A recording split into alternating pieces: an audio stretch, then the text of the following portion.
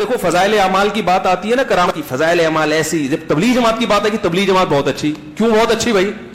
جب وہ ساری دنیا میں فضائل اعمال کی کو تبلیغ کر رہی ہے، تو اگر فضائل اعمال غلط ہے تو آپ بولو نا ڈنکے کی چوٹ پر کہ تبلیغی جماعت بھی کیا ہے غلط. نہیں، تبلیغی بہت اچھے ہیں. تو یہ آپ کی باتوں میں کیا ہے؟ تضاد ہے. سمجھ میں آ رہی ہے بات؟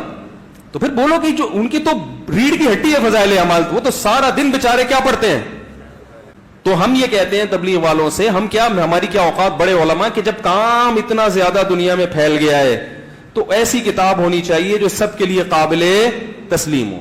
جیسے کہ عرب میں ریاض الصالحین پڑھی جاتی ہے. مولانا ابو الحسن علی ندوی نے کہا تھا تبلیغ والوں سے کہ عرب یہ فضائل اعمال نہیں مانیں گے، آپ ریاض الصالحین رکھیں. تو شروع کر دی، کام پھیل گیا عرب میں. تو ہم یہاں بھی یہ کہتے ہیں کیونکہ فضائل اعمال میں واقعات ہیں، کرامتوں کے، یہ ہوا بزرگ نے، یہ ہوا فلانا ہوا.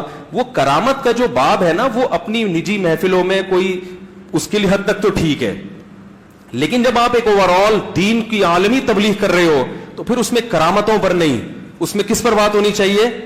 صحیح احادیث پر. ساری ساری رات جاگنا. فلاں بزرگ تھے وہ رسے سے اپنے بالوں کو باندھ لیتے تھے کہ نماز پڑھتے پڑھتے جب نیند آئے اور جھٹکا لگے تو رسے سے بندھے ہوئے بالوں سے اس جھٹکے سے تکلیف ہو اور ان کی آنکھ کھل جائے اور پھر نفلوں میں شروع ہو جائے. ایک فلاں بزرگ تھے وہ اپنے آنکھوں میں نمک کا سرما لگاتے تھے تاکہ آنکھیں جل جائیں اور اس میں وہ جلن پیدا ہو جائے اور نیند اڑ جائے. یہ ایسے واقعات بھرے پڑے ہیں. فلاں بزرگ تھے، انہوں نے 30 سال عشاء کے وضو سے فجر کی نماز ادا کی. یہ اپنی جگہ پہ بزرگی ہے، لیکن یہ بھائیو یہ دین ہم پیش نہیں کر سکتے. فلاں بزرگ تھے وہ 30 سال سے ستو کھا رہے تھے کہ روٹی کھانے اور ستو کھانے میں 70 دفعہ سبحان اللہ کا فرق پڑ جاتا ہے. تو روٹی کھائیں تو 70 دفعہ سبحان اللہ کم کہہ سکتے ہیں، اور ستو کھائیں تو 70 دفعہ سبحان اللہ زیادہ کہہ سکتے ہیں. تو لہٰذا انہوں نے کہا مجھے تو 30 سال ہو گئے، میں تو ستو کھا رہا ہوں، میں تو روٹی نہیں کھا رہا. یہ دین نہیں ہے. یعنی یہ وہ دین نہیں جو ہم انسانیت کو پیش کر سکتے. یہ تو لوگوں کو دوڑانے والی بات ہے. اور ایک آدمی ایک بزرگ سے ملنے گیا تو وہ نوافل پڑھ رہے تھے. وہ زور سے عصر تک نفل پڑھتے رہے، وہ ان کے انتظار میں بیٹھا رہا. پھر عصر سے مغرب تک وہ مراقبہ کرتے رہے، وہ انتظار میں بیٹھا رہا. پھر مغرب سے عشاء تک وہ نفل پڑھتے رہے، وہ بیچارہ انتظار کرتا رہا. پھر عشاء کے بعد پھر نفل شروع کیے تو تہجد تک نفل پڑھتے گئے اور وہ بیچارہ پیچھے بیٹھا ہوا.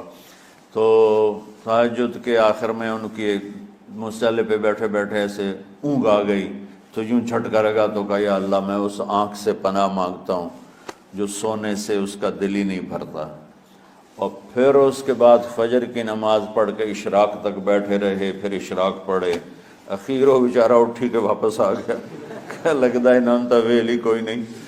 تو وہ اس نے کسی سے پوچھا کہ یہ بزرگ کب سے یہ کر رہے ہیں؟ کہ پچھلے 30 سال سے کر رہے ہیں. یہ راہبانیت کی شکل ہے.